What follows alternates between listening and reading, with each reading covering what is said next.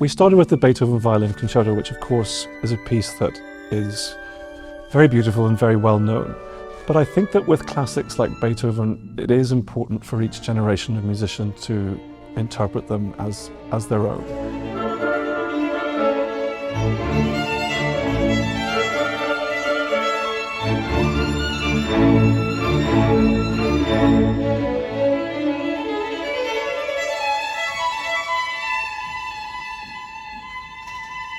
Well, this is an honor to play with this Philharmonic Orchestra. There are incredible musicians, and already from the first notes of the Tutsi, of the first rehearsal, I thought, oh, this is going to be something very special.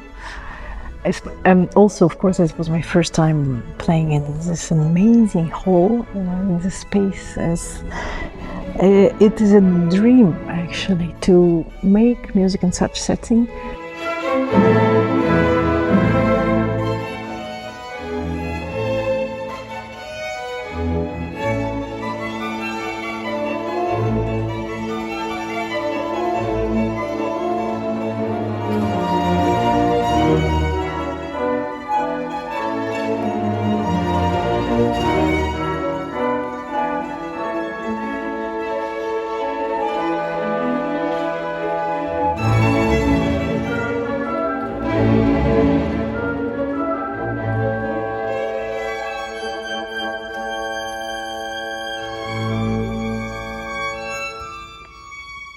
So we're able to make use of all sorts of different sounds and textures and styles that wouldn't have been possible in a big orchestra maybe 20 or 30 years ago. But also I think our generation has lost some of the dogmatism of the early music period, and we're able to kind of sample from all sorts of styles. So it's no contradiction to have senza vibrato with molto rubato, which in the past would have been seen as kind of chalk and cheese. So I very much enjoyed that.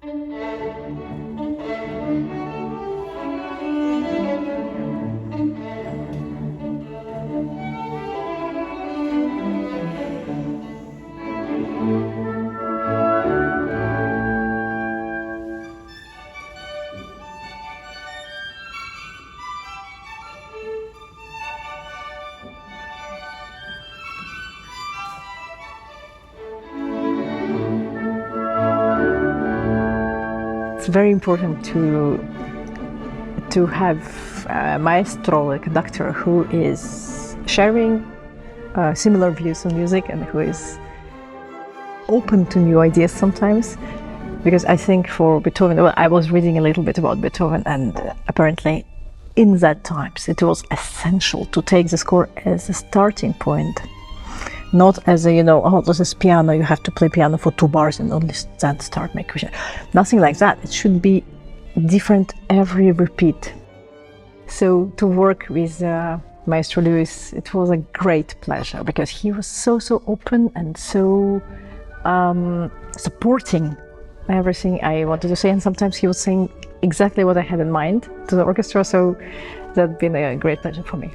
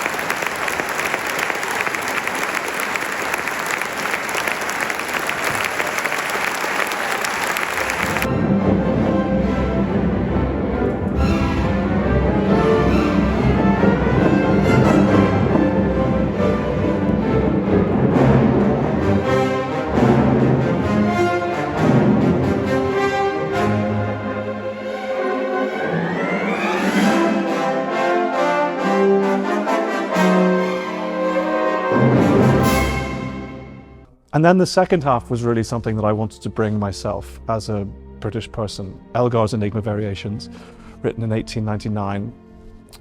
Pretty much the first English orchestral masterpiece. There'd been a long drought in English music for hundreds of years before Elgar's time. And then in 1899, with this piece, Elgar achieves world fame, and it's played all over the world.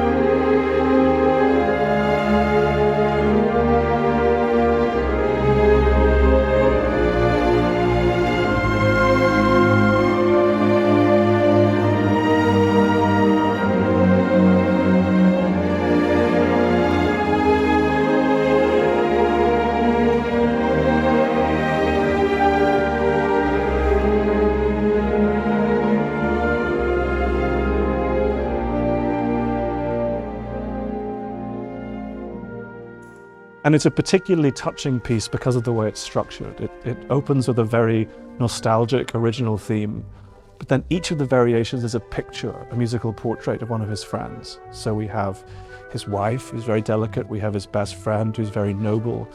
We have an amateur theatrical friend whose voice keeps flipping into falsetto. We have a rambunctious organist whose dog swims upstream. All sorts of different things that are beautifully portrayed in the music.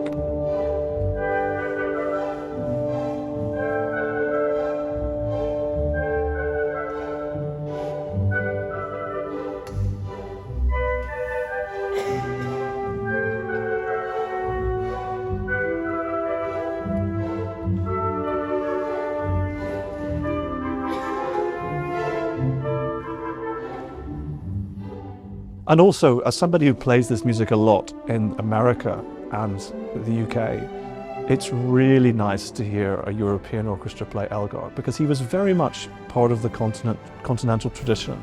The way he writes for strings is quite Germanic and Brahmsian, and to hear the beauty and sustaining power of the strings here in Bucharest, really fantastic. You have a wonderful orchestra, and I've enjoyed the week enormously.